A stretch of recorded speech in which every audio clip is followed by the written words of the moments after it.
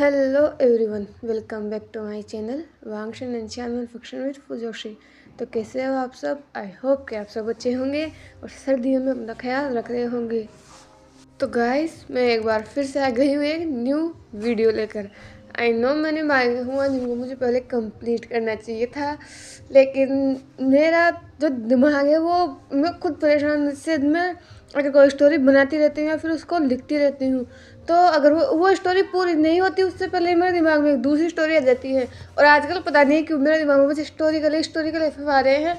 मैं जानती हूँ कि मैंने पिछले 2 या 3 पूरे हिस्टोरिकल दिए तो आप लोग बोर भी हो गए होंगे, लेकिन मैं क्या करूँ, मैं पहली स्टोरी लिखने लगती हूँ तो दूसरी अपने आप ही मेरे दिमाग में जाती है और फिर मुझ में चिल मच रहती है क्योंकि मुझे वो आपके साथ शेयर करनी ही होती है। तो प्लीज़ ओपन मत होना, मैं आऊँगा जिनको भी कंप्लीट करूँगी एंड उसका अब मैं एक ही पार्ट बनाने वाली हूँ क्योंकि मैं किसी को मनाने में या किसी की नाराज़गी जताने में बहुत ज़्यादा वीक हूँ। मुझे ये सब नहीं आता है, इसलिए मैं थोड़ा जोड़ के अपना दिमाग लगा के आपने जो सजेशंस दिए थे उन्हें लेकर एक वीडियो बनाने की कोशिश कर रही हूँ कि शायद 1 या 1.5 घंटे का हो जाए और उसमें हम उस स्टोरी को कंप्लीट कर दें। उस स्टोरी में मुझे बस ये दिखाना था कि हाँ, हमें किसी का ट्रस्ट तोड़ना नहीं चाहिए और ट्रस्ट अगर तोड़ जाता है तो बाद में वापस होने में बहुत टाइम लगता है, या फिर कभी कभी तो कुछ केसेस में ऐसा होता है कि वो ट्रस्ट वापस बन ही नहीं पाता। लेकिन ये स्टोरी है और मुझे अपनी स्टोरीज़ की पेंडिंग पसंद है, तो इसीलिए मुझे इसमें थोड़ा सा टाइम लग रहा है। प्लीज़ अपने ऑथर के साथ पेशेंट रहिए एंड तो अब आइए हमारी न्यू स्टोरी को स्टार्ट करते हैं जिसका नाम है फेटेड मेट्स सीज़न 2। और आई होप कि आपने इसका सीज़न 1 देख रखा होगा, और अगर नहीं देख रखा होगा तो प्लीज़ पहले जाकर उसे सुन लीजिए। वैसे तो ये स्टोरी उससे बिल्कुल भी कनेक्टेड नहीं है, ये बिल्कुल ही अलग स्टोरी होने वाली है। तो अब आइए स्टोरी के बारे में जान लेते हैं। अब ज़्यादा बातें नहीं करते हैं, नहीं तो आप मेरी इस चपड़ से बोर हो जाओगे। तो जैसा कि मैंने कहा, ये एक शानविंग हिस्टोरिकल एफएफ होने वाला है, लेकिन इसमें मैं पहले एक चीज़ आपको बता दूं कि इसमें हमारा जो वांगजी होगा बहुत इनोसेंट, बहुत प्यारा होगा। एंड आपको पहले शायद ऐसा लगेगा कि इसमें वांगजी वीक है, लेकिन इसमें वांगजी वीक नहीं है। पहले में वांगजी को पहले जो मेरी स्टोरी में वांगजी थोड़ा सा वीक ही दिखेगा कि आपको ऐसा लगा कि वांगजी सबमिसिव है, वांगजी को प्रोटेक्ट करना पड़ेगा विंग को, लेकिन ऐसा नहीं है। वांगजी को तो वो प्रोटेक्ट कर सकता है, लेकिन स्टोरी लाइन के लिए शुरुआत में वांगजी को थोड़ा सा सबमिसिव रखूँगी मैं। और सच में वो लंजा बहुत क्यूट होगा और मुझे वो लंजा बहुत पसंद है, पर मैं लंजा को वीक नहीं करूँगी। तो आइए अब स्टोरी को स्टार्ट ही कर दें। गाइस, बैकग्राउंड में नॉइजेस होगी क्योंकि जैसा कि आपको पता है 2 दिन बाद मकर संक्रांति है, तो सभी लोग छत पर आकर ही पतंग उड़ाते हैं और मैं छत पर, मेरा एक रूम है, उसी में बैठकर मैं अपना वीडियो रिकॉर्ड करती हूँ, तो आवाज़ें आती हैं, उसके लिए मुझे माफ़ कर देना। वैसे भी मेरे वीडियोज़ में बहुत ज़्यादा आवाज़ें आती हैं। तो फाइनली हमारी स्टोरी को स्टार्ट कर देते हैं। आप लोग बोर हो गए होंगे मेरी इस बकर को सुनकर। तो स्टोरी स्टार्ट करने से पहले हम स्टोरी के बारे में 3 बातें जान लेते हैं। पहली बात तो ये है कि जैसा कि मैंने कहा, एक हिस्टोरिकल शानदार एफ होने वाला है।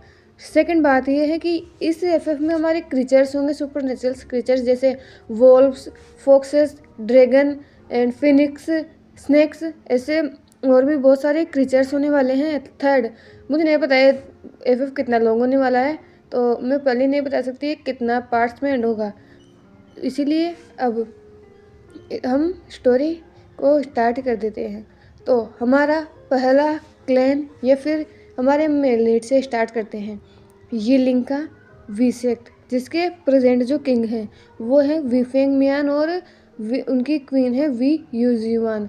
ऐसे तो ये सेक्ट भी बाकी सेक्ट्स की तरह ही है, लेकिन इसकी खास बात है कि ये सेक्ट पावरफुल है। अब ये सेक्ट पावरफुल इसलिए नहीं है कि इसके पास अलग ही पावर्स हैं या फिर इनकी जो सुपर नेचुरल पावर है वो सबसे ज़्यादा है या फिर ये सभी क्लैंस पर रूल करते हैं। नहीं, ऐसा नहीं है। इस सेक्ट की पावरफुल होने का रीज़न है इस सेक्ट के 3 अल्फ़ा प्रिंस। फर्स्ट प्रिंस या फिर कह के सबसे बड़ा वाला अल्फ़ा प्रिंस, जिसका नाम है विभूषण। विभूषण एक बहुत ही पावरफुल कल्टिवेटर है। कल्टिवेटर के साथ ही विभूषण एक अल्फ़ा 9 टेल फॉक्स हैं। 9 टेल फॉक्स इस होने की वजह से विंग के पास बहुत सारी पावर्स है। सबसे बड़ी पावर्स है विंग के पास, जो है कि वो किसी को भी अट्रैक्ट कर सकता है, किसी को मोहित कर सकता है। हमारे भाषा में कहे तो किसी को देकर सम्मोहन कर लेना, वो पावर विंग के पास है। एंड और भी बहुत सारी पावर्स है जो विंग को ग्रेट बनाती है। विंग इन सब में तीनों अपने भाइयों में सबसे बड़ा होने की वजह से विंग होने वाला किंग होने वाला है, तो इसीलिए विंग को इसी हिसाब से ट्रेनिंग दी जाती है। और विंग का सेकंड ब्रदर है वेनकेजिंग, जो कि एक अल्फा है एंड वोल्फ है। वो वोल्फ तो है लेकिन वो विंग से ज़्यादा पावरफुल नहीं है, क्योंकि वो एक डोमिनेटिंग वोल्फ नहीं है। वेनकेजिंग एक सबमिसिव वोल्फ है, इसीलिए उसकी पावर विंग से थोड़ी सी कम है। वहीं दूसरी तरफ इनका तीसरा भाई है वी चेंग, जो कि अल्फा ही है, लेकिन उसके 7 टेल्स है। जियांग वी चेंग जो है उसकी टेल्स 9 नहीं है, उसकी 5 टेल्स है, इसीलिए वो वेनकेजिंग और विंग दोनों से थोड़ा सा वीक है। लेकिन अगर इन तीनों को अलग अलग भी किसी और से लड़ाया जाए तो ये तीनों अपने आप में स्ट्रॉन्ग हैं, तीनों के पास अपनी अपनी पावर्स हैं। वहीं वीफेंग मैन जो है वो एक डोमिनेटिंग वोल्फ है, उसी की वजह से वेनकेजिंग एक वोल्फ है। और रही बात यूजीवान की, तो वो एक फोक्स हैं, लेकिन वो भी विंग जितनी बड़ी फोक्स नहीं है, उनकी भी 4 या 5 टेल्स ही हैं। यूजीवान के पास 7-9 टेल्स नहीं है।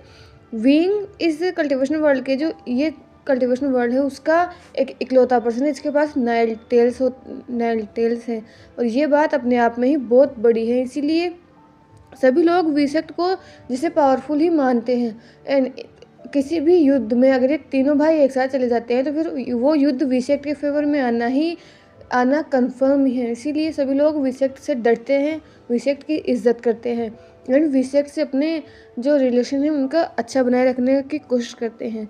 विसेक्ट जो है उसकी संधि लगभग हर सेक्ट से हुई है, और सिर्फ संधि ही नहीं, क्राउन प्रिंस विभूषण जिसकी उम्र 25 या 26 साल है, उसके इसी उम्र में ही 4 तो कॉन्सर्ट हैं एंड 4 से 5 कॉन्क्यूबाइंस हैं। क्राउन प्रिंस विभूषण एक ऐसा पर्सन जो अपनी जो पर्सनैलिटी है वो अपनी फैमिली के अलावा किसी को नहीं दिखा था दुनिया के लिए। विभूषण एक कोल्ड पर्सन है, एक कोल्ड हार्टेड पर्सन जिसे बस किंग बनने के लिए ट्रेन किया जा रहा है, और इसीलिए सभी लोग विसेक्ट से अपने जो रिश्ते हैं वो अच्छे बनाए रखना चाहते हैं, क्योंकि सभी लोगों को पता है कि विंग अगर गुस्सा हो जाए तो कितना खतरनाक हो सकता है। विंग एक अकेला पर्सन मिलकर वो पूरे कल्टिवेशन वर्ल्ड को जीत सकता है। तो देखा जाए तो विसेक्ट वैसे ही पावरफुल हैं, इसीलिए जितने भी ये छोटे सेक्ट हैं वो विसेक्ट के साथ अपने रिश्ते बनाना चाहते हैं, और इसीलिए विंग की इतनी शादियाँ हुई थी। हालांकि विंग ने शुरुआत में मना कर दिया था कि उसे कोई शादी नहीं करनी, लेकिन इन सेक्ट से संधि बनाने के लिए लोगों के पास देने के लिए और कुछ नहीं था। और विंग कहीं ना कहीं ये भी जानता है कि जो ये सेक्ट लीडर्स वो ग्रीडी हैं, उन लोगों को पता है कि विंग एक न एक दिन किंग बनेगा, तो इसीलिए सभी लोग अपनी ओमेगा बेटियां या मेल ओमेगाओं की शादी विंग से करवाना चाहते थे। शुरुआत में विंग ने बिल्कुल मना कर दिया था कि वो किसी से शादी नहीं करेगा, और अगर वो शादी करेगा तो वो एक ऐसे पर्सन से करेगा जो उसके साथ कंधे से कंधा मिलाकर चल सके, जिसके लिए विंग फिक्र करता हो, जिससे विंग प्यार करता हो। वह ऐसे ही किसी से शादी करके दूसरी ओमेगाओं की ज़िंदगी बर्बाद नहीं करना चाहता, लेकिन संधि के लिए, पॉलिटिकल पावर्स के लिए इन लोगों ने विसेक्ट को इतना मजबूर कर दिया कि विंग को उन सबसे शादी करनी ही पड़ी। लेकिन शादी से पहले ही विंग ने सबसे कह दिया था, जिन जिन से भी विंग ने शादी की है, जिस जिस सेक्ट की ओमेगा बेटी या ओमेगा बेटे से विंग ने शादी की है, उसने पहले ही कह दिया था कि वो किसी को प्यार नहीं दे पाएगा, ना ही वो उनके साथ टाइम बिता पाएगा। विंग ने पहले ही कह दिया था कि अगर वो लोग उससे शादी कर रहे हैं तो वो लोग सिर्फ वी सेक्ट में या वी के महल में आने के लिए उससे शादी कर रहे हैं। विंग उनको ना तो टाइम दे पाएगा, ना ही प्यार दे पाएगा, और ना ही वो सम्मान दे पाएगा जो कि एक ओमेगा को अपने हस्बैंड से मिलना चाहिए। विंग इन शादियों में कोई इंटरेस्ट नहीं है। ये कहने के बावजूद भी बहुत सारे ऐसे लोग हैं जिन्होंने अपने बेटों बेटियों की शादी विंग से करवाई थी, और ये सब जानने के बाद तो विंग का दिल तो जो पहले ही पत्थर का था वो और पत्थर का हो चुका था, क्योंकि ये लोग सिर्फ अपने लालच के लिए इन अपनी बेटे या बेटे की ज़िंदगी बर्बाद कर रहे थे। इसलिए विंग और ज़्यादा कोल्ड हो गया, और उनकी कहने को तो उसकी शादी हो रखी है, लेकिन उसने आज तक किसी को टच नहीं किया। वो अपनी ना तो किसी ओमेगा कॉन्सर्ट के पास जाता है और ना ही किसी कंक्यूबाइन के पास जाता है। विंग की 4 कॉन्सर्ट हैं। फर्स्ट कॉन्सर्ट जो विंग की थी उसका नाम था जावलूसी, या फिर कहे कि जिनलूसी, जो कि जिन गंगशान की ओमेगा बेटी थी। जिन सेक्ट के जो लोग हैं वो फिनिक्स हैं और उनके पास भी अपनी अपनी पावर्स है। सबसे जो अमीर सेक्ट है इस सेक्ट का, या फिर कहे कि वी सेक्ट के बाद जो पावरफुल सेक्ट है वो जिन सेक्ट हैं। जिन सेक्ट के जो सेक्ट लीडर है उनका नाम जिन गंगशान है। जिन गंगशान एक सबसे गिरा हुआ इंसान है। उसके जितने उसकी जो दुनिया को पता है वो बेटे बेटी हैं। एक तो सबसे बड़ा बेटा है जिन जिशुआन, जिसकी शादी वी सेक्ट की जो राजकुमारी है विंग और उनके दोनों भाइयों की सबसे बड़ी बहन वी यानली से हुई है। उनके 4 साल का एक बेटा है। जिन गुंगशान के जो बेटे हैं या बेटियां हैं वो अनगिनत है, लेकिन जिन गुंगशान किसी को एक्सेप्ट नहीं करता है। बस जिन गुंगशान ने एक ही रानी को एक्सेप्ट कर रखा है जो कि एक कॉन्सर्ट या फिर एक क्वीन के रूप में उसके साथ रहती है, और उसी से जो बेटे हैं जिन गुंगशान को वही जिन सेक्ट के हायर कहलाते हैं। और उनमें से है जावलूशी, जिसने बचपन से ही विभूषण से प्यार किया था और इसीलिए उसने अपने फादर को, या फिर कहे कि जिन गंगशान ने लूसी को मजबूर किया था कि वो विंग से शादी करे। इससे उन्हें बहुत प्रॉफिट होगा और आगे जाकर भविष्य में जब विंग राजा बनेगा तो उससे भी उन्हें प्रॉफिट होगा। लूसी जो है वो बहुत सारी इन्फॉर्मेशन जिनसेक्ट को दे सकती है, या फिर बहुत सारे राज जो हैं वो जिनसेक्ट को बता सकती है। विंग का सेकंड कॉन्सर्ट था जो कि एक मेल ओमेगा था, उसका नाम था जिन गोंगायो या फिर कहेंगे मेंग्याओ। मेंग्याओ जिन गोंगशान की नाजायज औलाद थी। ऐसे तो जिन गोंगशान ने मेंग्याओ को कभी एक्सेप्ट नहीं किया। मेंग्याओ रोज़ जिन महल आया करता था, अपने पिता से प्लीड किया करता था कि उसे एक्सेप्ट कर लिया जाए, लेकिन जिन गोंगशान ने गोंगायो को कभी भी एक्सेप्ट नहीं किया। वो सिर्फ उसे ये कहता था कि उसका मेंग्याओ से या उसकी माँ से कोई रिश्ता नहीं है, मेंग्याओ की माँ एक प्रोस्टिट्यूट है तो वो उसे एक्सेप्ट नहीं करेगा। लेकिन जब उन्होंने मेंग्याओ की चालाकी देखी तो उसने उसको एक्सेप्ट तो कर लिया, और एक्सेप्ट करने के कुछ समय बाद ही उसने उसकी शादी कर दी विंग से, क्योंकि मेंग्याओ एक कनिंग पर्सन है। लेकिन जिन गोंगशान को ये नहीं पता था कि उसे लगा था कि उसने मेंग्याओ को एक्सेप्ट कर लिया है तो मेंग्याओ वही करेगा जो वो कहेगा, लेकिन नहीं, मेंग्याओ का हार्ट प्योर है तो वो किसी के कहने में कुछ नहीं करता। जिन लूसी जो विंग से प्यार करती है तो वो तो जो उसके फादर कहते हैं वो करती है, लेकिन मेंग्याओ ऐसा नहीं है। मेंग्याओ को क्राउन प्रिंस में कभी कोई इंटरेस्ट नहीं था। ये शादी बिल्कुल किसी बिजनेस डील की तरह हुई थी, और ये सब होने के बाद तो मेंग्याओ जिन गोंगशान से नफरत करने लग गया है। अब उसे नहीं फ़र्क पड़ता कि अगर जिन गोंगशान उसे अपनाए या नहीं, वो बस वी सेक्ट में रहता है और अपना जो काम, अपने जो बातें हैं वो कभी कभी विसेक्ट के जो लोग हैं या फिर मंत्री से उनको बताता रहता है। इस वजह से मेंग्याओ को विसेक्ट में सब जानते हैं, लेकिन मेंग्याओ ने कभी भी क्राउन प्रिंस के क्लोज जाने की कोशिश नहीं की, ना ही उन्हें रिझाने की कोशिश की कि क्राउन प्रिंस के ऊपर ध्यान दे। नहीं, मेंग्याओ ने ऐसा कुछ नहीं किया क्योंकि उसे क्राउन प्रिंस में कोई इंटरेस्ट नहीं है, और विंग वैसे भी अपने किसी कॉन्सर्ट पर ध्यान देता ही नहीं है। विंग की थर्ड कॉन्सर्ट है नीसेक्ट की राजकुमारी निये यांगजी, जो कि विंग से प्यार करती है या फिर कहे कि ऑब्सेस्ड है। उसने नीसेक्ट के जो कुल प्रमुख है नीमिंगजू, नीसेक्ट के सभी लोग एक स्नेक्स हैं। वहाँ पर जितने भी अल्फा या ओमेगा है वो अपने अपने पावर के हिसाब से बड़े या छोटे हैं। नीसेक्ट में जो नी फैमिली है वो सबसे पावरफुल फैमिली है, और उसी की राजकुमारी है निये यांगजी, जिसने अपने भाई को यहाँ मजबूर कर दिया कि वो विंग से शादी करना चाहती है, और ना चाहते हुए भी नीमिंगजू को अपनी बहन की शादी विभूषण से करवाई गई, क्योंकि नीमिंगजू एक ऐसे अल्फा से अपनी बहन की शादी करवाना चाहते थे जो यांगजी से प्यार कर सके, जो उसकी रिस्पेक्ट कर सके या फिर उसकी उन ज़रूरतों को पूरा कर सके जो एक ओमेगा को अपने हस्बैंड के रिगार्डिंग होती है। क्योंकि वैसे भी विंग ने कह दिया था कि वो ये शादी तो करेगा, लेकिन ना तो किसी को टाइम दे पाएगा, ना ही वो हस्बैंड का प्यार किसी को दे पाएगा, तो किसी को उससे कोई भी उम्मीद रखने की ज़रूरत नहीं है। और ये जानते हुए अगर आप उससे शादी करते हो तो ये गलती आपकी है। फिर वो शादी के कुछ दिनों बाद विंग को ये नहीं कह सकते कि विंग उन्हें टाइम नहीं दे रहा है या फिर विंग किसी और को टाइम दे रहा है। विंग ये सुनना बिल्कुल बर्दाश्त नहीं करेगा। ये विंग ने साफ साफ कर दिया था, ये विंग ने सभी लोगों के सामने कहा था। और विंग का एक और ऐसा था कि किसी ने उसके सामने बोलने की हिम्मत नहीं की। उसके बावजूद यांगजी विंग से शादी करना चाहते थी। यांगजी को ऐसा लगता था कि अगर एक बार शादी हो गई तो विंग का दिल जीत सकती है, वो वही करवा सकती है, वो विंग के साथ रह सकती है। कितना ही टाइम लगेगा, यांगजी एक ब्यूटीफुल ओमेगा गर्ल है तो विंग को रिझाने में उसे कितना ही टाइम लगेगा। यांगजी ने यही सोच कर शादी की थी, लेकिन उसे नहीं पता था कि ऐसा कुछ नहीं होगा। आज उनकी शादी हुई लगभग 2 से 3 साल हो गए हैं, लेकिन विंग ने शादी के बाद दोबारा किसी के पास नहीं गया। विंग ने अपनी नज़रों को उठाकर किसी की तरफ नहीं देखा। जिन लूसी और नियांगजी जो है वो ही विंग के पास आती है। कभी कभी जो भी विंग अगर कभी फ्री हुआ तो मेंग्याओ को कोई इंटरेस्ट नहीं था तो वो विंग की नज़रों में कमी आता है। विंग की 4th कॉन्सर्ट है वेनसेक्ट की राजकुमारी वेनचिंग। जैसा कि मेंग्याओ था, वेनचिंग को भी विंग में कोई इंटरेस्ट नहीं था, यहाँ तक कि विंग और वेनचिंग जो है वो बहुत अच्छे दोस्त हैं। और वेनचिंग भी एक बहुत अच्छी वैद्य है और वेनचिंग एक ऐसी पर्सन है जो स्ट्रेट फॉरवर्ड है, उसे कोई क्या कहता है उसे कोई फर्क नहीं पड़ता।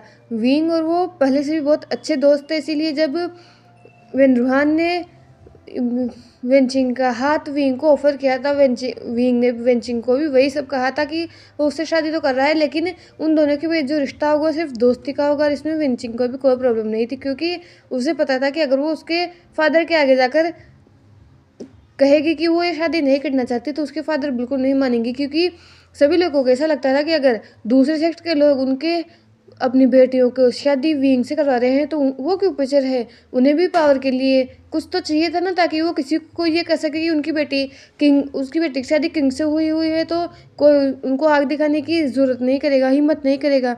इसीलिए वेनरूहान ने भी अपनी बेटी वेनचिंग की शादी विंग से करवाई थी। हालांकि वो दोनों दोस्त हैं, उनके बीच और कोई रिश्ता नहीं है। और बची विंग के वो 4 से 5 कॉन्क्यूबाइन जिनको तो विंग ने दोबारा देखा तक नहीं है। वो लोग सब लोगों को अपने अपने रहने की जगह दी गई है और सब लोगों के पास सभी फैसिलिटीज़ हैं, लेकिन उन कॉन्क्यूबाइंस को विंग ने कभी देखा भी नहीं है। इन 4 कॉन्सेस्ट के कॉन्टेक्ट में तो कभी कभी विंग आ भी जाता है, लेकिन वो जो कॉन्क्यूबाइंस हैं उनको विंग ने नहीं देखा है। वो क्या करती है, कहाँ जाती है, कैसे रहती है, विंग को कोई फ़र्क नहीं पड़ता। ये थे कल्टीवेशन वर्ल्ड के ऐसे सेक्ट जिनके पास अपने अपनी पावर्स हैं, जिनके पास अपने अपने सुपर नेचुरल क्रीचर्स हैं, जिनके पास अपने अपने सेक्ट्स हैं और जिनके पास पावर है। लेकिन कल्टीवेशन वर्ल्ड में एक ऐसा सेक्ट भी है जिसके पास कोई भी सुपर नेचुरल क्रीचर्स नहीं है। उनके पास पावर तो है लेकिन वो पावर ऐसी है कि वो उसे खुद के लिए यूज़ नहीं कर सकते। वो सेक्ट हैं गुसू का लेन सेक्ट, जो कि पहाड़ियों की उन सुंदर वादियों में बसा हुआ है। गुसू के लोगों के पास कोई भी सुपर नेचुरल्स क्रीचर्स नहीं है, उनके पास पावर्स हैं और वो पावर्स भी सिर्फ मेन लेन फैमिली के पास हैं। और वो पावर है कि वो लोगों को हील कर सकते हैं। गुसू के पास कल्टीवेशन वर्ल्ड में सबसे ज़्यादा नॉलेज है। गुसू में ऐसी ऐसी किताबें हैं जिन्हें पढ़ने के लिए लोग दूर दूर से आते हैं, या फिर इन किताबों को सिर्फ देखने के लिए बहुत बड़े सेक्ट्स के लोग गुसू को बहुत कुछ ऑफ़र करते हैं। लेकिन ये किताबें जो हैं वो गुसू की शान है। ये इन किताबों की वजह से गुसू का कल्टीवेशन वर्ल्ड में नाम है। गुसू के लोग ना तो किसी पॉलिटिकल मैटर में इंटरफेयर करते हैं, ना ही उन्हें बाहर की दुनिया में क्या हो रहा है उसे कोई फ़र्क नहीं पड़ता। गुसू के जितने भी स्टूडेंट हैं उनको बहुत अच्छी मेडिसिन बनाने की या फिर नई नई जो बीमारियां होती है उनकी मेडिसिन खोजने की शिक्षा दी जाती है। गुसू के लोग अपनी कल्टीवेशन में जितने अच्छे हैं उतने ही अपनी नॉलेज में भी अच्छे हैं, क्योंकि गुसू के पास बहुत सारी ऐसी किताबें हैं जिनसे पूरे जितने भी सेक्ट हैं उससे ज़्यादा ज्ञान इन गुसू के छात्रों को मिल जाता है। गुसू से वैसे तो कल्टीवेशन वर्ल्ड में ज़्यादा सब लोग कनेक्शन कम ही रखते हैं, लेकिन गुसू अपनी 2 चीज़ों के लिए बहुत ज़्यादा फेमस है। पहली चीज़ है गुसू की नॉलेज और गुसू की जो मेडिकल नॉलेज है उससे गुसू फेमस है। और सेकंड जो गुसू वो है गुसू के ट्विन जेट्स। करंटली जो गुसू पर रूल करता है, जो कि गुसू का सेक्ट लीडर है, वो है लेन हुआन, जो फॉर्मर सेक्ट लीडर लेन थे उनके फर्स्ट अल्फा चाइल्ड हैं। इनके 2 भाई हैं जो कि दोनों ही ओमेगा हैं। लेन हुआन के पेरेंट्स की मौत जब वो बहुत छोटे थे तभी हो गई थी। तब से उनके गुसू का ध्यान रखा है उनके अंकल लेन चिरेन ने, जिसकी वो सभी बहुत रिस्पेक्ट भी करते हैं और उससे बहुत प्यार भी करते हैं। लेन चिरेन ने अपने तीनों नेफ्यू को बहुत ही प्यार से पाला है।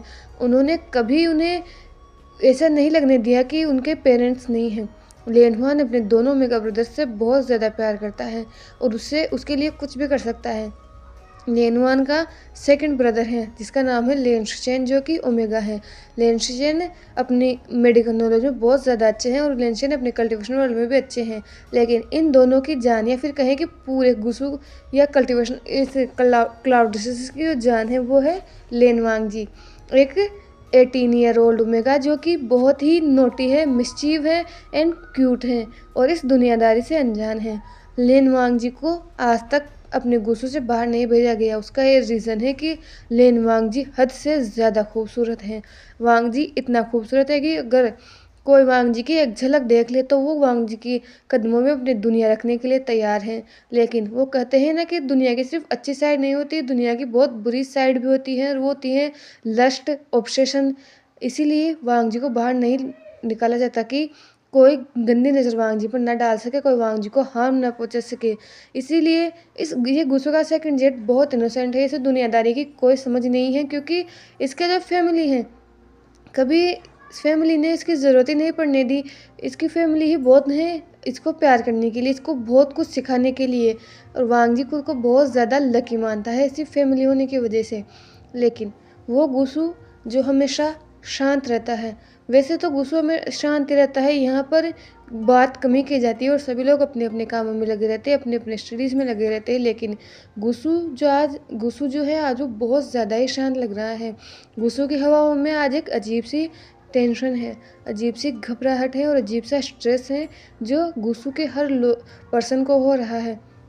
वैसे तो गुस्सू के जो लोग हैं वो दुनियादारी में कोई इंटरफेयर नहीं करते, उन्हें नहीं फ़र्क पड़ता कि कल्टीवेशन वर्ल्ड क्या कर रहा है। लेकिन अभी जो न्यूज़ गुस्सू में फैली हुई है उसकी वजह से पूरा गुस्सू बहुत ज़्यादा गुस्से में है, और वो अभी अपने बस सेक्ट लीडर की ऑर्डर का वेट कर रहे हैं। क्लाउड सिस्टर्स के ही एक रूम में, जहाँ पर हमें 4 लोग दिखाई दे रहे थे। 2 लोग खड़े हुए थे और 2 लोग बेड पर बैठे हुए थे, या फिर कहें कि बेड पर तो सिर्फ एक पर्सन बैठा हुआ था, दूसरा पर्सन तो उसकी गोद में बैठा हुआ था। ये फैमिली लेन फैमिली थी, जिसके सभी लोग यहाँ पर खड़े हुए थे, क्योंकि जो न्यूज़ उन्हें पता चली थी उसको लेकर सभी लोग बहुत ज़्यादा डरे हुए थे। लेन वांग जी ने अपने बड़े भाई लेन हुआन को टाइटली हग किया हुआ था। लेन वांग जी के रोने की आवाज़, लेन वांग जी के सुबकने की आवाज़ उस पूरे रूम में सुनी जा सकती थी, जो कि लेन वांग जी की ही जिंगशी थी। वांग जी रो रहा था और बस एक ही बात कहे जा रहा था, प्लीज़ ऐसा मत कीजिए, मुझे वो शादी नहीं करनी, मैं आपके साथ रहना चाहता हूँ, मैं इस क्लाउड सिस्टर्स को छोड़कर नहीं जाना चाहता। और ये सुनकर वो गुस्सू के वो उसकी जो फैमिली थी उन सब की आंखों में आंसू थे। लेन शेन, लेन चिरेन और लेन हुआन सभी लोग वांग जी की तरफ देख रहे थे। लेन हुआन ने बहुत ही जेंटली वांग जी के बालों को सहलाते हुए कहा, दीदी प्लीज़ मेरी तरफ देखो और रोना बंद करो, तुम जानते हो ना कि तुम्हारी आंखों में हमें आंसू बिल्कुल पसंद नहीं है। ये आंसू हमें ऐसा लगता है जैसे हमारे दिल को कोई चीर रहा है। प्लीज़ वांग जी शांत हो जाओ और हमारी बात सुनो। पर वांग जी अपने फेस को दूसरों को दिखाने के लिए तैयार ही नहीं था। उसने टाइटली वान को क्या हुआ था और वो रो रहा था, और ये देखकर तीनों वो गुस्सू के जो 3 जेट्स थे वहाँ पर खड़े हुए, उन सभी के दिल टूट रहे थे। लेन चिरेन उन सबके पास आए। उन्होंने वांग जी के बालों को सहलाते हुए कहा, अजान माय बेबी, क्या तुम्हें हम पर भरोसा नहीं है? तुम ऐसा रो क्यों रहे हो? हमें पता है कि तुम्हें पेन हो रहा है, लेकिन तुमसे ज़्यादा दर्द हमें हो रहा है। वांग जी प्लीज़ हमारी बात समझने की कोशिश करो, हमारी तरफ देखो। ये सुनकर जैसे ही वांग जी ने अपनी अंकल की स्प्लीडिंग वॉइस को सुना, उसने अपने फेस को अपने भाई के नेक में से निकाला और उसने अपने अंकल की तरफ देखा।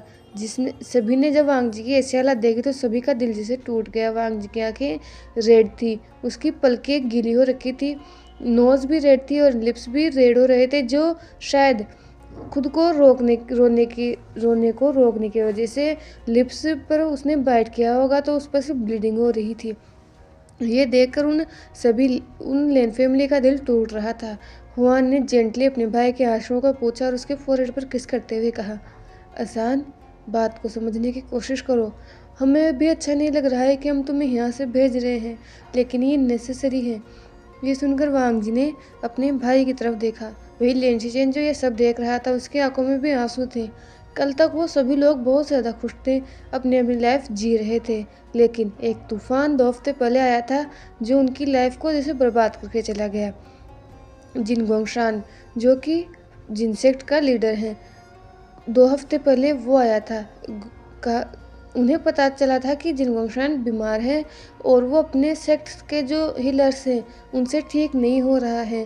जिनगोंगशान अचानक 2 हफ्ते पहले गुस्सू के लेन सेक्ट में आ गया, खुद की तबीयत को सही करवाने के लिए, खुद को हील करवाने के लिए, और ये चीज़ बहुत ज़्यादा सडन थी, इसीलिए किसी को कुछ समझ नहीं आया, क्योंकि गुसु में जो भी आता है वो पहले बता कर आता है कि गुसु में कोई आ रहा है, तो वो अपनी तैयारियां करके रखते हैं कि उन्हें दुनिया को गुसु को कैसे दिखाना है। और सबसे बड़ी बात कि वो अपने गुसु के सेकंड जेड लेन वांगजी को छुपा कर रखते हैं। जैसा कि मैंने वो कहा कि वो बहुत ज़्यादा खूबसूरत है, तो वो किसी की एविल नज़र वांगजी पर नहीं पड़ने देना चाहते। और जिनगोंगशान को तो सभी जानते हैं कि वो कितना कमीना, गिरा हुआ और नीच पर्सन है, इसीलिए वो वांगजी को जिनगोंगशान की नज़रों में नहीं आने देना चाहते थे। लेकिन उस दिन जिनगोंगशान अचानक ही क्लाउड से आ गया, और जब वो बैठकर लेन चिरेन और लेन हुआन से बातें कर रहा था। वांगजी को भी नहीं पता था कि कोई क्लाउड स्टेशन में आ गया है, इसीलिए वो अपने अंकल और ब्रदर से मिलने अपने अंकल के रूम में गया था। और उसे नहीं पता था कि उस वक्त वो बीश वहाँ पर बैठा हुआ है। वांगजी तुरंत उछलता हुआ हंसता हुआ उस रूम में चला गया। उसने जाते हुए कहा, अंकल, गगा, आप लोग क्या कर रहे हो? आप कब से यहाँ पर बैठे हुए हो? ये बोलता हुआ रूम के अंदर गया। लेकिन जब उसने 3 लोगों को वहाँ पर नोटिस किया, पहले तो उसे लगा कि शायद वहाँ पर लेंसचेन होंगे, लेकिन जब उस पर्सन ने वांगजी की तरफ देखा तो वांगजी उन नज़रों को देखकर डर गया। और लेन हुआ ने जब वांगजी को वहाँ पर देखा तो वो तुरंत खड़ा हो गया और वो जिनगोंगशान और वांगजी के बीच में आ गया। उसने वांगजी की तरफ देखा और उसने थोड़ी सी ऊंची आवाज़ में कहा, वांगजी, तुम यहाँ क्या कर रहे हो? ये सुनकर वांगजी अपने भाई की तरफ देखा। वो कुछ नहीं कह रहा था क्योंकि वो डर गया था। वांगजी को मनाही है, अगर कोई गुस्सू में आता है, कोई भी गेस्ट गुस्सू में आता है, तो वांगजी बाहर नहीं जा सकता, या फिर बिना अपने मास्क या फिर वेल के वो दूसरे लोगों के सामने नहीं आ सकता। लेकिन आज वो आ गया, और जिस तरह से जिनगोंगशान उसे देख रहा था, वांगजी सच में बहुत ज़्यादा डर गया था। और लेनहुआ ने जब वांगजी की ऐसी हालत देखी तो वो शांत हुआ। उसने अपनी आवाज़ को भी थोड़ा सा नीचे किया और उसने अपने हाथ को फहराया। और अगले ही पल वांगजी के फेस पर एक वेल आ चुका था, और वो वेल एक हेट में लगा हुआ था। इस वजह से वांगजी का जो पूरा फेस था, उसकी गर्दन तक उसका पूरा फेस छुप गया था। और जिनगोंगशान, जिसने वांगजी को देखा था, वो खड़ा हुआ। उसके फेस पर जो एक स्मग लुक था, एक डर्टी सा स्मिक था, और आंखों में लस्ट थी। ये हुआन और लेनचेन साफ साफ देख सकते थे, इसीलिए हुआन वांगजी के आगे खड़ा हुआ था और वो जिनगोंगशान की तरफ देख रहा था। उसने जिनगोंगशान की तरफ देखा और कहा, प्रमुख जिन, आपका इलाज हम कल से शुरू करेंगे, तो आप आज आपके लिए जो क्वार्टर बनाए गए हैं, प्लीज़ आप उसमें जाकर आराम कीजिए। ये सुनकर जिनगोंगशान ने वांगजी की तरफ देखा और फिर हुआन की तरफ देखते हुए कहा, कुल प्रमुख लेन, आपको नहीं लगता कि आपने मुझे आपके फैमिली के एक मेंबर से नहीं मिलवाया? आपको क्या लगता है कि मैं इतना बुरा हूँ जो आपकी इस फैमिली मेम्बर का हार्म कर दूंगा? जो आपने इसे जैसे ही मुझे दिखाया, आपने इसके फेस पर वेल लगा दिया। मैं तो इस ब्यूटी को देखना चाहता हूँ। वैसे भी खूबसूरत चीज़ें छुपाने के लिए नहीं, दुनिया को दिखाने के लिए होती हैं। मुझे सुनकर लेन चिरेन और लेन हुआन दोनों की मुट्ठियाँ बिछ रही थी, लेकिन वो जिनगोंगशान को कुछ नहीं कर सकते थे, क्योंकि जिनगोंगशान एक पावरफुल कल्टीवेटर है, और ऊपर से जिनगोंगशान के पास सुपर नेचुरल पावर्स हैं। लेकिन लेन क्लेन के पास इतनी पावर नहीं है, इसलिए उन्होंने कुछ नहीं कहा। लेन हुआन ने जिनगोंगशान की तरफ देखा और कहा, कुल प्रमुख जिन, मुझे माफ़ कीजिए, लेकिन मेरे छोटे भाई को लोगों से बात करना पसंद नहीं है। वो लोगों से ज़्यादा इंटरेक्शन नहीं करता, और मुझे नहीं लगता कि उसे आप में मिलने में कोई भी दिलचस्पी होगी, इसीलिए आप जाकर आराम कीजिए। ये बोलकर उसने वांगजी के हाथ को पकड़ा और बो करता हुआ वहाँ से चला गया।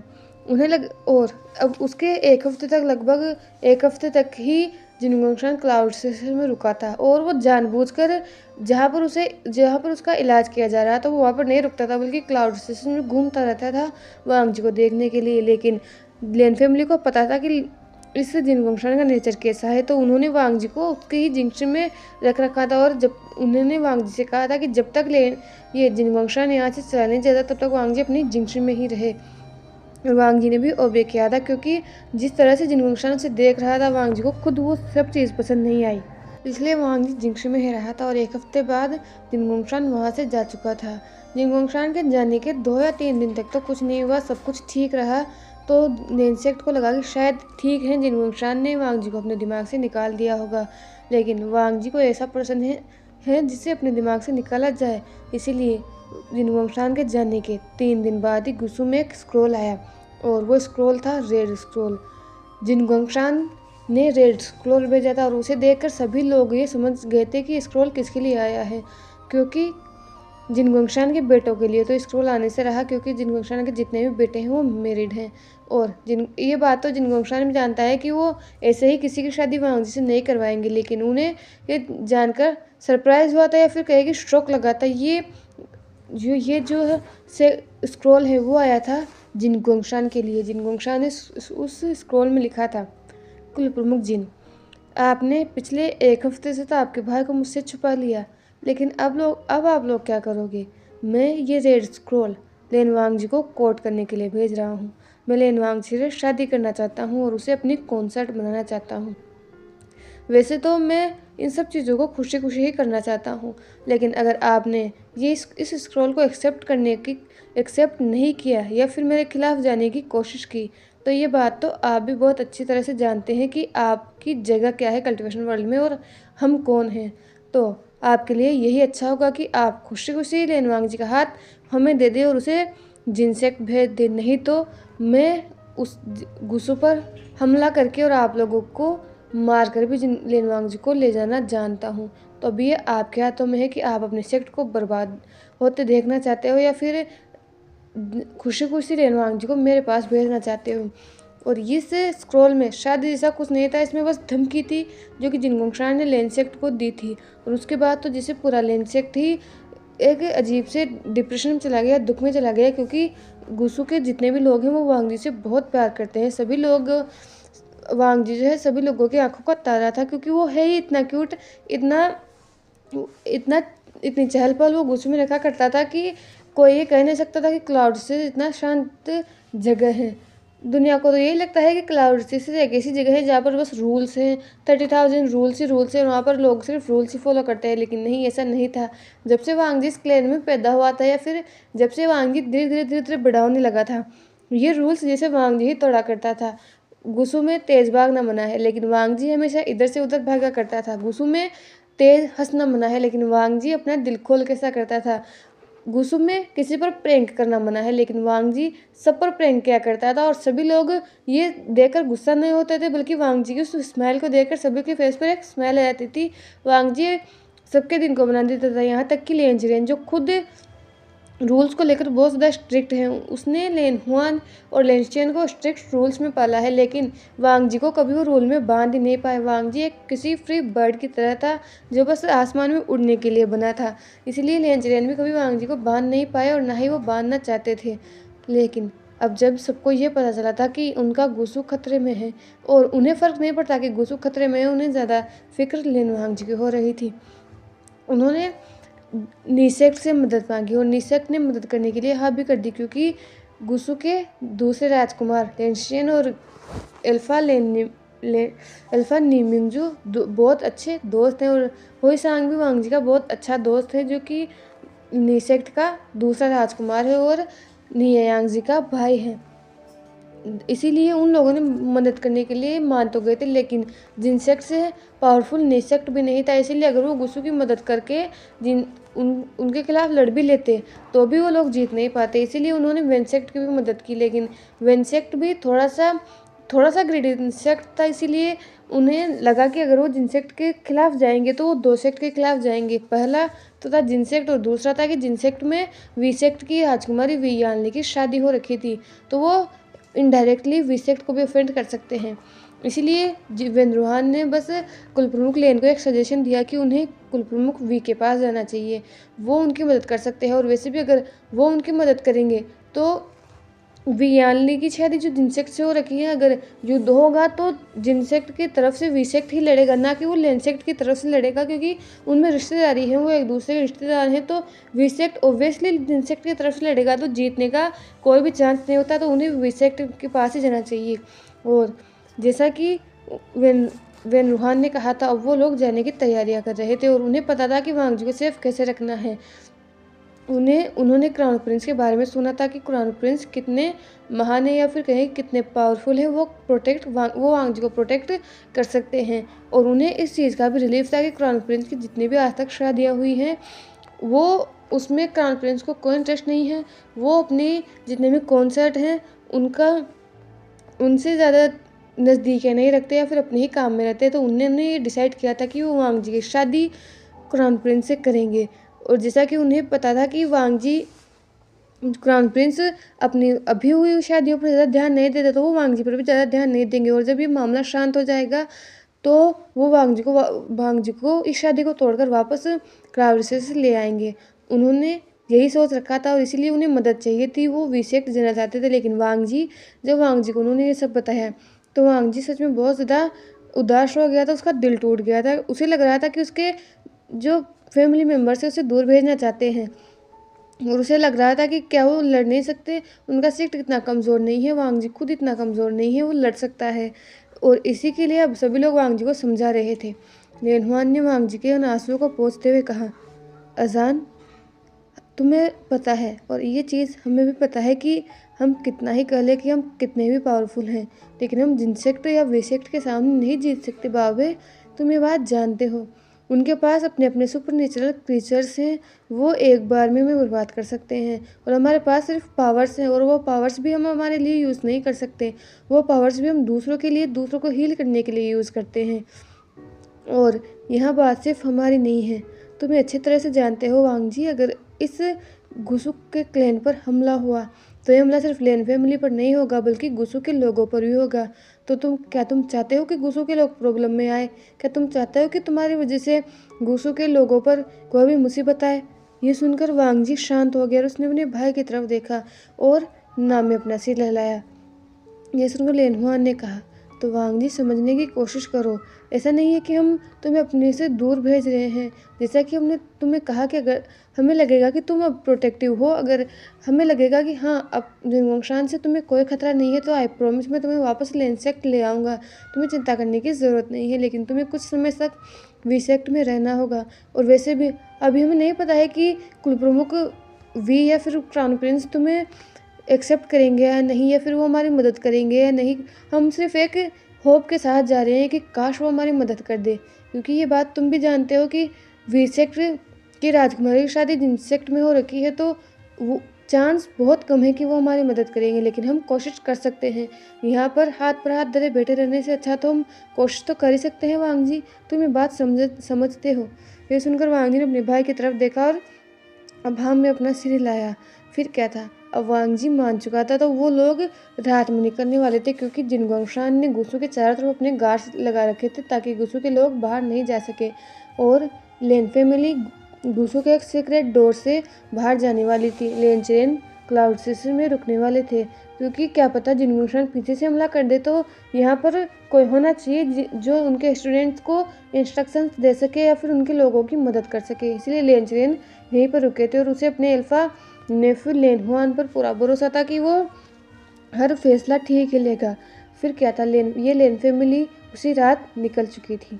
वहीं दूसरी तरफ यिलिंग के वीसेक्ट के ट्रेनिंग ग्राउंड में हमें एक ब्लैक क्लॉथ बहुत ही फर्मली उड़ता हुआ दिखाई दे रहा था। और अगर हम पास जाकर देखें तो ये एक पर्सन था जो कि बहुत ही ब्यूटीफुली अपनी स्वॉर्ड प्रैक्टिस कर रहा था। उसे देखकर ऐसा कोई नहीं कर सकता था कि ये स्वॉर्ड प्रैक्टिस कर रहा है, बल्कि उसे देखकर ऐसा लग रहा था जैसे वो डांस कर रहा हो। उस स्वॉर्ड का लेकर वो एक स्वॉर्ड डांस पेश कर रहा हो, वो ऐसा ही लग रहा था। इतनी देर से प्रैक्टिस करने के बावजूद उसके सिर पर पसीने की एक बूंद तक नहीं थी। उसकी आंखें शार्प थी, जो क्लिंच थी, जैसे वो हर मूव को ध्यान से कर रहा हो। और दूर से एक पर्सन ये सब देख रहा था। वो अपनी प्रैक्टिस को कर ही रहा था, तभी एक आग का गोला उसकी तरफ आ रहा था, लेकिन उसे शायद इस चीज़ का पता नहीं था। उसका फेस दूसरी तरफ था और उसी तरह वो अपनी प्रैक्टिस कर रहा था। लेकिन जैसे ही वो आग का गोला उसे टच करने ही वाला था, वो घुमा और उसने उस आग के गोले के आगे अपनी स्वॉर्ड लगा दी, जिस वजह से वो आग का गोला जिसके पास आया था वो चारों दिशाओं में या कहीं कि और भी बहुत सारी दिशाओं में फैल गया। इस वजह से उसका फेस ऐसा दिख रहा था जैसे अभी अभी वो आग में से निकल कर आया हो। ये पर्सन और कोई नहीं बल्कि वीसेक्ट का फर्स्ट अल्फा प्रिंस विभूषण था, जो कि अभी बहुत ज़्यादा हैंडसम और हॉट लग रहा था, क्योंकि ऐसा लग रहा था जैसे वो आग को कंट्रोल कर रहा है। उसकी सुई बयान पर वो आग ऐसी लग रही थी जैसे वो सुई बयान उस आग को रोकने के लिए बनी थी। वो बहुत ज़्यादा हैंडसम लग रहा था। उसके वो काले लंबे बाल हवा के साथ लहरा रहे थे। वो ब्लैक रोब्स जो कि उठते हुए बहुत ही ज़्यादा ब्यूटीफुल लग रहे थे। जैसे ही वो जो आग का गोला था वो शांत हुआ, उसने अपनी स्वॉर्ड को पीछे किया और वो सीधा खड़ा हो गया और सामने की तरफ देखने लगा जहाँ से ये हमला हुआ था। और सामने एक पर्सन स्माइल करता हुआ खड़ा था, उसने भी साय किया और वो उस तरफ जाने लगा। वहीं दूसरी तरफ वो पर्सन और कोई नहीं बल्कि सेकंड प्रिंस वेन केजिंग था, जिसे सब प्यार से वेन ही बुलाते हैं।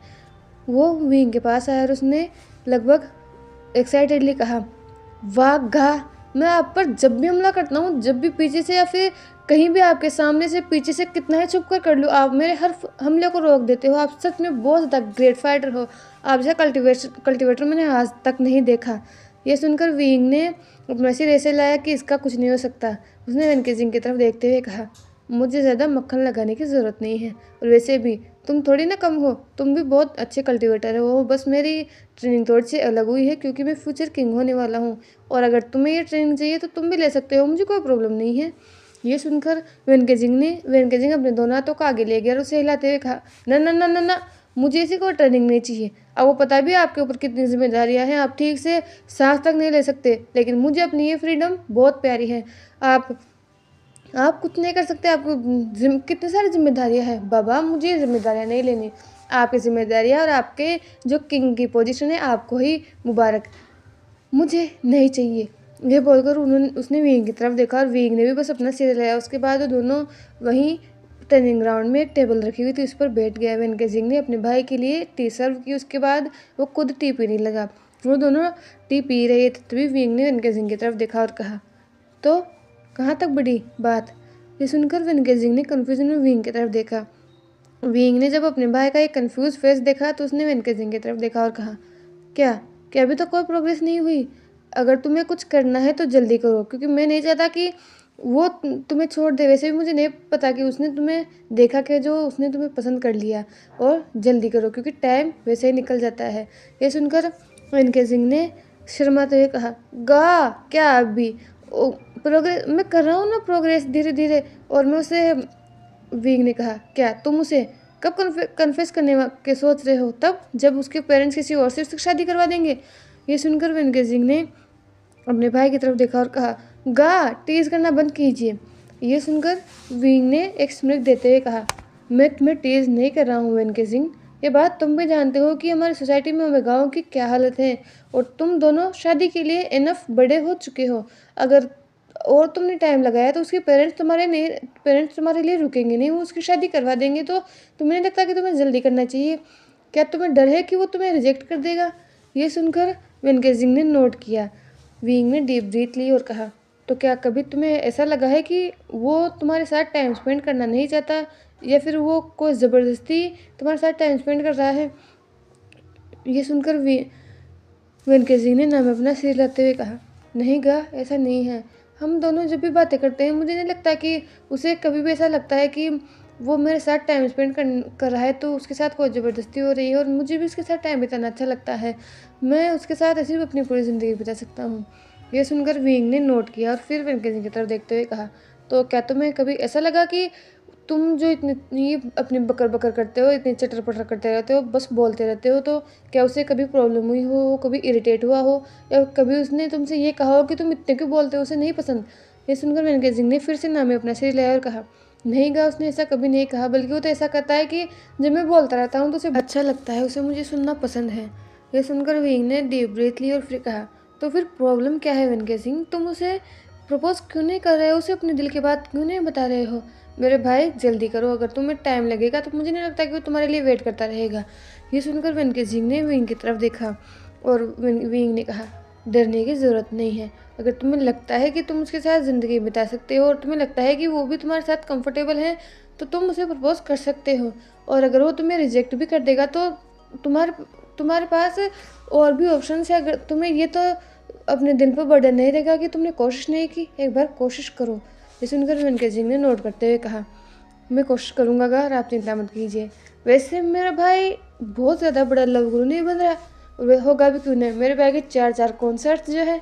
और ये सुनकर विंग का वो मूड जो भी अच्छा था वो बिगड़ गया। उसने वेनकेजिंग की तरफ देखते हुए कहा, क्या तुम्हें मेरी खुशी बर्दाश्त नहीं होती जो तुम बीच में ये टॉपिक लेकर आए हो?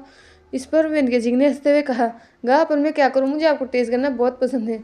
अगर आपको प्यार के बारे में इतना सब कुछ पता है कि फिर आप अपनी लाइफ में आपने कभी क्यों प्यार नहीं किया, और क्या आपके 4 कॉन्सर्ट्स में से और उन डॉक्यूमेंट्स में से आपको कोई नहीं पसंद?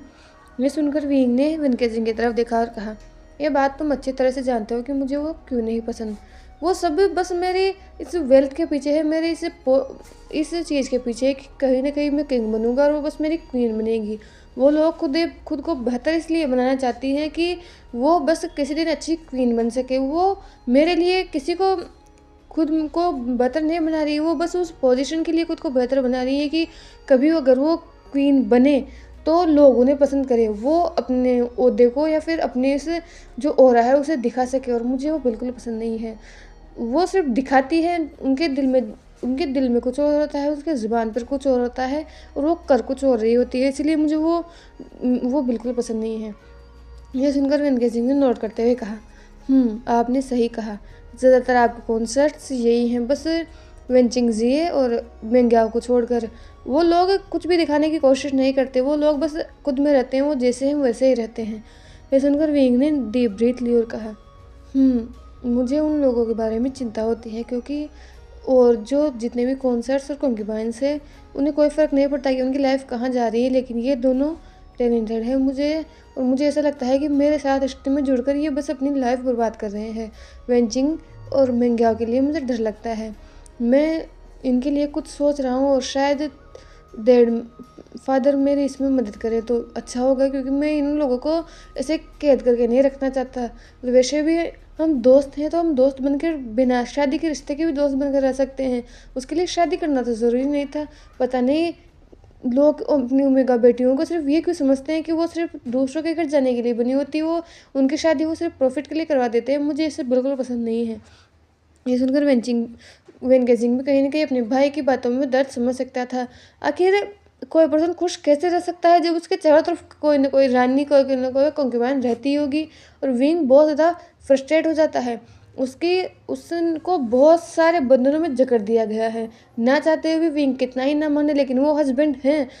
इसीलिए विंग बहुत ज़्यादा पहले से ज़्यादा उदास रहने लगा है। पहले से ज़्यादा उसका दिल जैसे और ज़्यादा पत्थर का हो चुका है। वो लोग बातें कर ही रहे थे, तभी एक अनाउंसमेंट होती है, थर्ड कॉन्सर्ट यांगजी यहाँ पर आ रही है। और विंग जैसे ये नाम सुना, उसकी मुट्ठियाँ पिस गए, दांत पिस गए और आंखों में जैसे खून उतर आया। और वेनके सिंह ने जब ये देखा तो वो अपनी हंसी को दबाने की कोशिश कर रहा था। उसने विंग की तरफ देखते हुए कहा, गा क्या अपनी आंखों से उसे मारने का इरादा है? ये सुनकर विंग ने वेनके सिंह की तरफ देखा और वो भी गुस्से में था। तभी यांगजी वहाँ पर आए। यांगजी बहुत ही ज़्यादा ब्यूटीफुल लग रही थी एंड उसके फेस पर एक बहुत प्यारी सी स्माइल थी। लेकिन जो लोग यांगजी को नहीं जानते उन्हें तो ये स्माइल बहुत प्यारी लगेगी, लेकिन जो लोग यांगजी को जानते हैं वो स्माइल बहुत ज़्यादा फेक लगती है उसे। इसीलिए विंग खड़ा हुआ और यांगजी जब आए तो उसने पहले विंग को बो किया, फिर वेनके सिंह की तरफ देखकर उसने बो किया और वेनके सिंह ने भी बस नोट कर दिया। वही यांगजी ने विंग की तरफ देखा और वो ब्लश कर रही थी। वो विंग की आंखों में नहीं देख रही थी, वो इधर उधर नजरें चला रही थी। और विंग को ये सब देखकर जैसे अपनी आंखें रोल करने का मन कर रहा था, लेकिन उसने कैसे भी खुद को कंट्रोल कर रखा था। यांगजी ने विंग की तरफ देखा और कहा, क्राउन प्रिंस, आज मैंने खुद अपने हाथों से आपके लिए ब्रेकफास्ट तैयार किया है, तो क्या आप मेरे साथ में ब्रेकफास्ट करना चाहोगे? मेरे महल में चलकर मैं आज आपको ब्रेकफास्ट के लिए इनवाइट करने आई हूँ। मैंने बहुत प्यार से वो ब्रेकफास्ट बनाया है और खुद अपने हाथों से बनाया है। मैंने किसी भी मेड को पास तक नहीं आने दिया। प्लीज़ क्राउन प्रिंस, मेरे साथ चलकर ब्रेकफास्ट कीजिए। ये सुनकर विंग ने वेनके सिंह की तरफ वैसे देखा जैसे वो उसे बचा ले, लेकिन वेनके सिंह तो अपने पास बैठा ही हंस रहा था। वो अपनी हंसी को कंट्रोल करने की कोशिश कर रहा था। अपने भाई की ऐसी हालत देख और विंग जैसे अपनी आंखों से ही वेनके सिंह पर लेजर लाइट छोड़ रहा हो, और ये देखकर वेनके सिंह और ज़ोर ज़ोर से हंस रहा था। वो तो अभी ज़मीन पर लोट-पोट होकर हंसना चाहता था, लेकिन उसने खुद को कैसे भी कंट्रोल कर रखा था। और वही दूसरी तरफ विंग, वो बहुत बड़ी जैसी मुसीबत में पड़ गया था, क्योंकि वो यांगजी के साथ नहीं जाना चाहता और अगर वो मना करेगा तो ये रूड होगा। यांगजी कह रही है कि उसने खुद बनाया है, अगर वो मना कर देगा तो ये बहुत ज़्यादा रूड हो जाएगा। और विंग नहीं चाहता कि वो किसी से रूडली पेश आए। वो सोच रहा था कि वो कैसे मना करे, लेकिन तभी उन्हें तेज़ कदमों की आवाज़ सुनाई देती है और वो वेनकेजिंग जो अभी अपने भाई की हालत को देखकर हंस रहा था, वो जैसे सीरियस हो जाता है और खड़ा हो जाता है और उस तरफ देखने लगता है जहाँ से उनका छोटा भाई वीचेंग दौड़ता हुआ आ रहा था। वीचेंग वहाँ पर आया, वो हाँफ रहा था। उसने हाँफते हुए कहा, गा आपको फादर ने सभा में बुलाया है, आप जल्दी चलिए। यह सुनकर वीइंग ने वीचेंग की तरफ देखा और कहा, चेंग क्या हुआ, तुम हाँफ क्यों रहे हो? ये सुनकर वीचेंग ने यांगजी की तरफ देखा और फिर वो थोड़ा सा आगे आया और उसने विंग के कान में कुछ कहा। वही दूसरी तरफ वेनकेजिंग भी उन दोनों भाइयों के बीच में चला गया और वो विंग के कान के पास अपना कान लगाकर खड़ा हो गया, जिससे वो भी बातें सुन सके। और जब दोनों भाइयों ने ये बात सुनी तो शुरुआत में दोनों के फेस में पहले तो सरप्राइज था और फिर एक शौक वाला एक्सप्रेशन आ गया। विंग ने यांगजी की तरफ देखा और कहा, थर्ड कॉन्सर्ट, जैसा कि आपने सुना कि फादर मुझे बुला रहे हैं, मुझे काम है, तो आई एम सॉरी कि मैं आपके साथ आज ब्रेकफास्ट नहीं कर पाऊँगा। हम किसी और दिन ट्राई करेंगे, तो आप किसी और दिन बना लेना, अभी मुझे काम है, इम्पीरियल हॉल में मेरी ज़रूरत है। मैं आशा करता हूँ कि आप ये सब समझेंगी। ये सुनकर यांगजी की मुट्ठियाँ तो बिछ रही थी। वो विंग को जगह तो नहीं देना चाहती थी, लेकिन उसे अपनी अच्छाई दिखानी थी कि वो कितनी सॉफ्ट हार्टेड पर्सन है या फिर वो कितनी समझदार है। इसीलिए उसने विंग की तरफ देखा और कहा, कोई बात नहीं क्राउन प्रिंस, मैं तो बाद में भी बना लूँगी और इम्पीरियल हॉल में वर्क इम्पोर्टेंट होता है, मैं सब समझती हूँ, तो आप जाइए। ये विंग जैसे ही जाइए सब सुना, वो बस वहाँ से किसी तूफान की तरह चला गया। और ये देखकर चेंग थोड़ा सा कंफ्यूज हो गया, क्योंकि उसका भाई एक डिसिप्लिन्ड पर्सन है, वो ऐसे दौड़ना भागना उसे ज़्यादा पसंद नहीं है, लेकिन आज विंग लिटरली वहाँ से भाग रहा था। और ये देखकर तो वेनकेजिंग और ज़ोर ज़ोर से हंसने लगा। वहीं वीचेंग ने वेनकेजिंग की तरफ देखा और कहा, क्या हुआ? ये बोलते हुए वो लोग भी इम्पीरियल हॉल की तरफ जा रहे थे। वेनकेजिंग ने वीचेंग की तरफ देखा और कहा, तुम्हें पता भी है तुम जब यहाँ आए थे तो उससे पहले यहाँ पर क्या हो रहा था? ये सुनकर वीचेंग ने नाम अपना सिर लगाकर कहा, क्या हो रहा था गा? ये सुनकर वेनकेजिंग ने इससे कहा, तुम्हें पता है थर्ड कॉन्सर्ट यांगजी गगा को अपने साथ ब्रेकफास्ट ज्वाइन करने के लिए कहने आई थी और गगा मेरे से मदद मांगने की कोशिश कर रहे थे। वो बहुत कोशिश कर रहे थे कि वो जाए ना, और फाइनली तुम आ गए, नहीं तो आज तो गगा बेचारे बिल्कुल बुरे फंसते। ये सुनकर चेंग भी हंसने लगा, लेकिन कहीं ना कहीं उन्हें थोड़ा सा दुख भी होता है विंग के लिए कि विंग ऐसे रिश्तों में फंस चुका है जिसे वो मना भी नहीं कर सकता, क्योंकि मना करेगा तो रूड फील होता है और वो एक्सेप्ट करेगा तो उसमें उसका कोई दिल नहीं लगता, वो बस ज़बरदस्ती ये सब एक्सेप्ट करेगा। इसीलिए उन्हें अपने भाई के लिए कभी कभी बुरा भी लगता है। वो सब ये ऐसे ही बातें करते हुए, ऐसे मजाक करते हुए अब इम्पीरियल हॉल में जा चुके थे। विंग भी अभी हॉल में गया था। उसने देखा कि इम्पीरियल हॉल का जो माहौल था वो थोड़ा सा टेंस्ड लग रहा था। फेंग मियाँ ने जब विंग को देखा तो उन्होंने पास आने का इशारा किया और विंग भी अपनी यूजुअल जगह पर जाकर बैठ गया, जहाँ पर वो हमेशा बैठता है। उसके साथ ही वेनकेजिंग और वीचेंग भी जाकर बैठ गए। वहीं दूसरी तरफ विंग अपने फादर की तरफ देख रहा था, जिससे वो पूछने की कोशिश कर रहा हो कि उसे अचानक यहाँ पर क्यों बुलाया गया है, आखिर क्या हो गया है। उसके बाद फेंग मियान भी जैसे बात समझ गए हो, इसीलिए उन्होंने वहाँ पर खड़े 3 लोगों की तरफ देखा और अपने फादर की नज़रों को फॉलो करते हुए विंग ने भी उन 3 लोगों की तरफ देखा। तीनों ही वाइट रोब्स में थे और 2 लोग का फेस दिख रहा था, लेकिन एक पर्सन जिसका फेस वेल से कवर था और उसने उस बीच वाले जो कि शायद एक एल्फा लग रहा था उसके हाथ को टाइटली पकड़ रखा था, और दूर से ही देखकर उसे कोई भी कह सकता था कि वो पर्सन डरा हुआ है। और ये देखकर विंग कंफ्यूज हो गया। फेंग मियान ने विंग का वो कंफ्यूज फेस देखा और उसने सामने की तरफ देखते हुए कहा, कुल प्रमुख लेन, अब आप कह सकते हैं जो जिस बारे में आप यहाँ पर बात करने आए थे। यह सुनकर कुल प्रमुख लेन ने पहले तो वीफेंग मियान और क्राउन प्रिंस व्यूशलन के सामने बो किया, लेकिन उसके बाद वो थोड़ा सा झिझक रहे थे, जैसे वो कुछ कहना तो चाहते हो लेकिन वो कह नहीं पा रहे थे और बार बार उन लोगों की तरफ देख रहे थे जो वहाँ पर बैठे हुए थे, जो कि वीसेक्ट के मिनिस्टर्स थे और भी कुछ लोग जो सलाह दिया करते हैं वहाँ पर वो बैठे हुए थे। और विंग ने जब ये देखा कि कुल प्रमुख लेन अटक रहे हैं या फिर झिझक रहे हैं कि वो बताना नहीं चाहते, इसीलिए विंग ने उन सभी मिनिस्टर्स की तरफ देखा और कहा कि आप लोग यहाँ से जा सकते हो, शायद ये बात पर्सनल है तो वो इस बारे में अकेला ही डिस्कस करना चाहेंगे। और वो मिनिस्टर्स जो रुकना तो चाहते थे, क्योंकि वो भी सुनना चाहते थे कि आखिर कुल प्रमुख लेन यहाँ पर क्या कर रहे हैं। ये बहुत रेयर होता है कि लेन क्लेन किसी और क्लेन में जाता है, लेकिन जब क्राउन प्रिंस की वो डीप वॉइस सबने सुनी तो सभी उठकर वहाँ से बस चले गए और गेट को बंद कर दिया गया। वही दूसरी तरफ अब जब कुलप्रमुख लेन को लगा कि हाँ सभी लोग वहाँ से जा चुके हैं, तो उन्होंने डीप ब्रीथ ली। विफेंग मैन ने कुलप्रमुख लेन की तरफ देखा और कहा, कुलप्रमुख लेन, अब यहाँ पर कोई नहीं है, तो आप बेझिझक हमसे कह सकते हैं कि आपको क्या मदद चाहिए और आप क्यों आए हैं। क्योंकि जहाँ तक हमें लगता है और हमें पता है कि लेन क्लेन बस अपने ही खुद से ही मतलब रखता है, वो किसी और सेक्ट में बिना मतलब के नहीं जाता। और इस चीज़ के लिए मैं आप लोगों को बहुत अप्रिशिएट करता हूँ कि आप किसी की भी लालच में आकर कोई भी फैसला नहीं लेते। ये सुनकर कुलप्रमुख लेन ने बस नोट किया और उसके बाद उसने विफेंग मैन की तरफ देखा और कहा, कुलप्रमुख वी, हम जानते हैं कि हम यहाँ पर अचानक आ गए, लेकिन हमें आपकी मदद चाहिए। हमारा सेक्ट और मेरा ओमेगा भाई बहुत बड़ी मुसीबत में है। ये सुनकर सभी लोग कंफ्यूज हो गए और सभी लोग जैसे कुलप्रमुख लेन का जारी रखने का इंतज़ार करने लगे।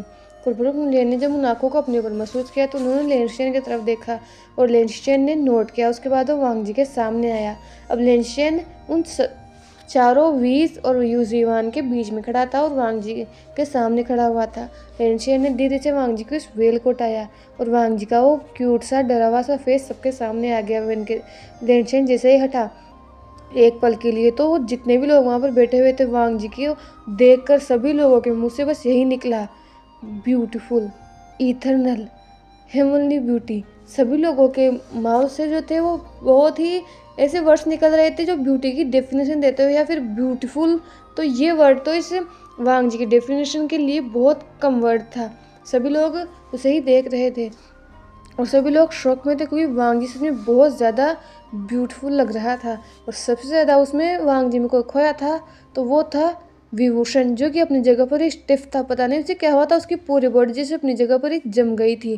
वहीं दूसरी तरफ कुलप्रमुख लेन ने कुलप्रमुख वी की तरफ देखा और कहा, कुलप्रमुख लेन, ये लेन वांग जी है और ये मेरा छोटा ओमेगा ब्रदर है। इसी की जान खतरे में है और इसी के लिए हम यहाँ पर मदद के लिए आए हैं। ये सुनकर विफिंग मैन ने कहा, कुलप्रमुख लेन, जो कुछ भी आए वो साफ साफ हमें बता सकते हैं, हम आपकी मदद करने की पूरी कोशिश करेंगे। ये सुनकर कुलप्रमुख लेन ने कुलप्रमुख वी की तरफ देखा और कहा, कुलप्रमुख वी, पहले मेरी बात सुन लीजिए। मैं नहीं चाहता कि आप हमें कोई झूठी होप दो, और अगर आप हमारी मदद नहीं कर पाएंगे तो भी हमें ज़्यादा आश्चर्य नहीं होगा, क्योंकि शायद मैं जानता हूँ कि आप हमारी मदद क्यों नहीं करेंगे, लेकिन आप पहले हमारी बात सुन लीजिए। ये सुनकर फेंग मैन थोड़े से कंफ्यूज हो गए या फिर कहीं शौक हो गए, क्योंकि आज तक उनसे ऐसे किसी ने बात नहीं की। सभी लोग उनसे डरते हैं और कोई नहीं चाहता कि वो किंग फेंग मैन को ऑफेंड करे, लेकिन कुलप्रमुख लेन सच बोल रहे थे। यही चीज़ कहीं ना कहीं कुलप्रमुख को वी को भी बहुत पसंद आई थी और वो तीनों वीस चुपचाप बस वहाँ पर बैठे हुए थे। दो लोगों की नज़रें एक दूसरे से लोग थी, लेकिन उन्हें कोई फ़र्क नहीं पड़ रहा था कि बाहर क्या बात चल रही है। वही लेनशियन जिसने उस वेल को हटा दिया था तो वो भी वांग जी के पास जाकर खड़ा हो गया। कुलप्रमुख लेन ने शुरुआत करते हुए कहा, ये लेन वांग जी है और ये मेरा छोटा भाई है। जैसा कि आप देख सकते हो ये हद से ज़्यादा खूबसूरत है और इसी वजह से आज हम लोग मुसीबत में हैं। मैं ये नहीं कह रहा कि मेरा भाई मेरे लिए मुसीबत है, लेकिन मेरा भाई की जान, उसका स्वाभिमान, उसका जो आत्मसम्मान है वो खतरे में है। उसकी उसकी इज्जत खतरे में है। कुलप्रमुख लेन ने अटकते हुए कहा और यह सुनकर सभी के जैसे कान खड़े हो गए और सभी लोग इस बात को ध्यान से सुनने लगे। कुलप्रमुख लेन ने जारी रखते हुए कहा, 2 हफ्ते पहले हमारे क्लेन में कुलप्रमुख जिन आए थे। उनकी तबीयत खराब हो गई थी तो वो अपनी तबीयत को सही करवाने, खुद को हील करवाने आए थे, लेकिन गलती से उन्होंने लेनवांग जी को देख लिया। लेकिन मैं ये सब कहना तो नहीं चाहता, लेकिन आप सबको पता है कि कुलप्रमुख जिन किस तरह के इंसान हैं और उन्होंने वहाँ गुस्सों से जाने के बाद एक स्क्रॉल भेजा है। उन्होंने उसमें हमें धमकी दी है कि अगर हम वांग जी की शादी उनसे नहीं करवाएंगे तो हमारे सेक्ट को बर्बाद कर देंगे, या तो हम वांग जी की शादी उनसे करवाएं, नहीं तो वो हमारे सेक्ट पर हमला कर कर हमारे सभी लोगों को मारकर हमें मारकर लेनवांग जी को ले जाएंगे। और ये सुनकर सभी लोग शौक थे। उन्हें पता था कि जिन गोंगशान ग्रीडी हैं, लेकिन वो इतना गिर सकता है ये कभी किसी ने नहीं सोचा था। वो जिनसेक्ट से उनका सिर्फ एक रिश्ता है कि जियांग यानली, उनकी जो राजकुमारी जियांग यानली है उसकी शादी जिनसेक्ट में हो रखी है, नहीं तो वो ज़्यादा रिश्ते कुछ रखते नहीं हैं। लेकिन जब ये सुन रहे हैं तो सभी की मुट्ठियां बिछ रही है। जिनगोंगशान वांग जी के लगभग ग्रैंड पेरेंट की उम्र का है। वांग जी भी 18 साल का हुआ है और ये बात अभी अभी कुल प्रमुख लेन ने बताई थी। तो सभी लोग शौक थे कि वांग जी भी सिर्फ 18 साल का हुआ है और जिनगोंगशान की उम्र वांग जी की लगभग ग्रैंड पेरेंट्स की उम्र की है। कोई पर्सन इतना नीचा सोच कैसे सकता है। सभी लोग शौक में थे, सभी लोगों को आश्चर्य हो रहा था। तभी विफेंग मैन ने कहा, तो आप क्या चाहते हैं कि हम आपकी मदद कैसे करें। यह सुनकर कुल प्रमुख लेन ने फेंग मैन की तरफ देखा और कहा, कुल प्रमुख वी, मैं जानता हूँ कि क्राउन प्रिंस ने मना कर दिया था कि वो अब किसी से शादी नहीं करेंगे, लेकिन मुझे अपने भाई को सुरक्षित रखने के लिए उसे किसी ऐसी जगह रखना होगा जहाँ मुझे चिंता न रहेगी, वो सुरक्षित हैं। और आपको पता है कि अगर मेरे भाई का नाम कुल प्रमुख वी से जुड़ जाएगा तो जिनगोंगशान उस पर वो गंदी नज़र डालने की हिम्मत नहीं करेगा। मैं बस आपसे ये चाहता हूँ कि क्राउन प्रिंस मेरे भाई से शादी कर ले और जब तक ये मामला शांत नहीं हो जाता और जब तक हम हमारी आर्मी खड़ी नहीं कर लेते। हालांकि हम जानते हैं कि हम जिनगोंगशान के सामने लड़ नहीं सकते क्योंकि उनके पास अपनी अपनी पावर है और हमारे पास उतनी पावर नहीं है कि हम खुद को प्रोटेक्ट कर सकें, लेकिन फिर भी हम कुछ ऐसा करेंगे ताकि हम हमारे परिवार को सुरक्षित रख सके। हो सके तो हम इस कल्टीवेशन वर्ल्ड को छोड़कर कहीं दूसरी जगह रहने चले जाएंगे ताकि जिनगोंगशान की नज़रें हमारे ओमेगा पर नहीं पड़े। लेकिन तब तक मैं चाहता हूँ कि आप वांग जी को सुरक्षित रखें। उस वांग जी को सुरक्षित रखने का सिर्फ एक ही मौका है कि वो क्राउन प्रिंस से शादी कर ले। तो प्लीज़ मैं बस आपसे यही चाहता हूँ कि आप क्या हमारी मदद करने के लिए आप मान सकते हो।